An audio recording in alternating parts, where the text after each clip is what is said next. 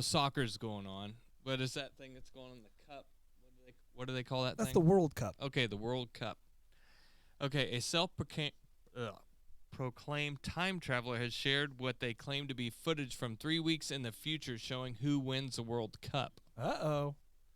I mean, if you're a time traveler, like, would you want to come back and talk about soccer? If you got bets on it, or you're trying to get people to bet the other way, and this is a way to make some killer money, maybe. I guess.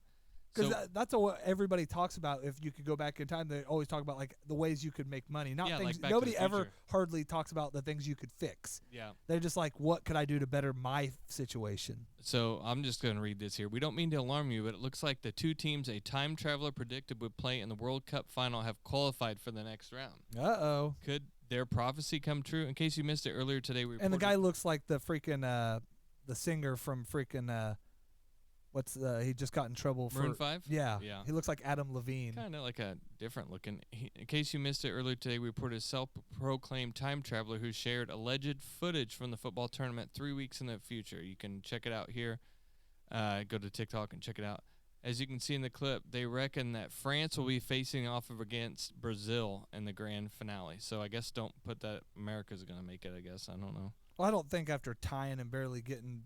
Well, of course, I guess England, that was a big one for us. But so, I mean, if you were a time traveler, so I think... I would have waited and released all this footage after. I would have made a shit ton of money, like made some crazy bets ahead of time. Because if he's a time traveler, he also knows like when goals are going to happen. You could do some insane parlays. Yeah. So we've talked about this before. I heard on Rogan that they said...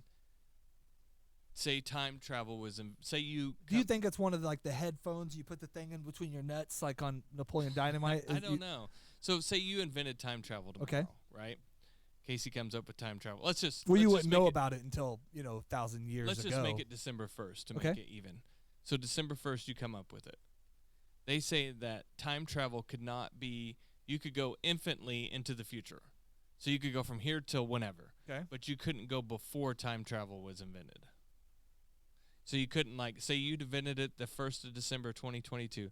You couldn't go back to see when the pyramids were made or go back and rape Hitler or anything like that. Okay, because you'd need, I mean, that would make sense, I guess. I think you would definitely need all the components that you had today to do it in the tech, so depending on what you use to make it happen, if those components were available 12 years ago or 20 years ago, my thought would be you could at least go back and replicate it. But I would think I don't know if I would. Thing would be more like, what's that movie with the time traveler movie where he goes way, way, way into the future?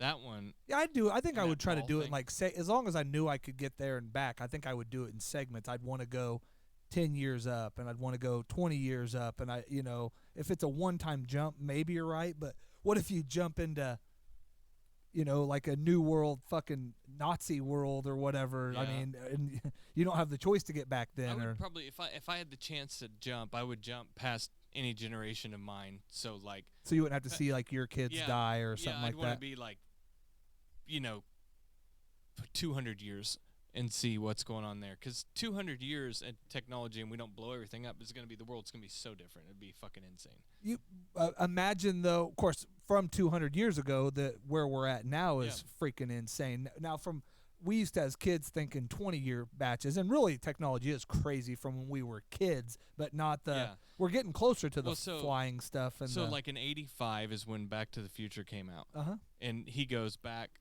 It's 30 years each way. So the first time he goes back to 1955, and then when he goes back to Future 2, he goes to 2015. And there's flying cars. We're 7 years past that now. Yeah. And, now, they got a couple things right, but... Yeah, but there's still a lot of We don't even have self-driving cars that we trust yet. Yeah. So, I mean, I would probably go 200 years into the future.